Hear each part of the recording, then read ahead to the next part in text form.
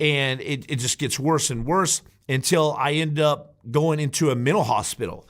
And I stay in a mental hospital for a year, okay, of my life. And it's so dark in this place. Dudes are throwing feces, yelling "F God" as loud as you can for three or 4 days straight. I don't even know how it's humanly possible to yell "F God" as loud as you can at the top of your lungs, covered in feces, and nobody's doing anything about it. And so this is the kind of place I was in. It was locked down, 24-hour mental health facility, several of them. And eventually I end up taking things into my own hands. I say, man, I don't want to live anymore. I don't want to go through life anymore. I lost my little brother. I have all these regrets with him. I was too hard on him. The Nisar Square, 17. I'm responsible for 17 civilians getting killed and 30 or 40 more injured with my actions of bringing these guys out there that day. The war and her aftermath, the aftermath of war is so much more painful than war itself, all the stuff that I saw in the hospital.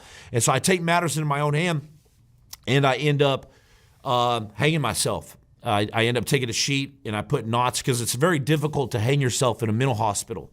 It's extremely hard.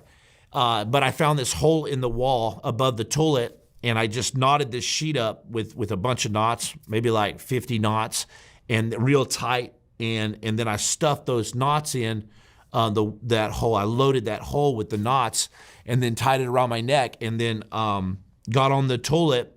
And the last thoughts that were going through my head was how does a man get to this right here?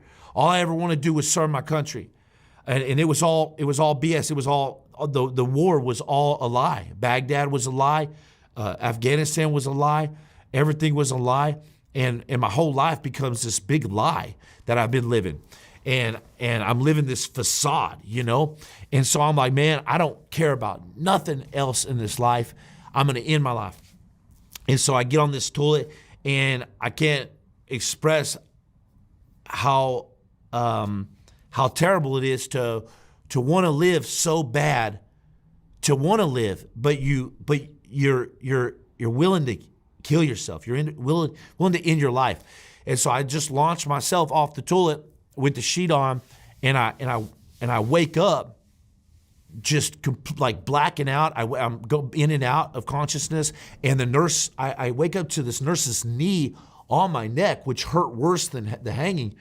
And she's screaming, and she's trying to get the sheet off my neck, but she's crushing my neck with her knee. And so it was pretty bad situation. And the doctors are holding my neck. I fractured my neck. They did a CT scan.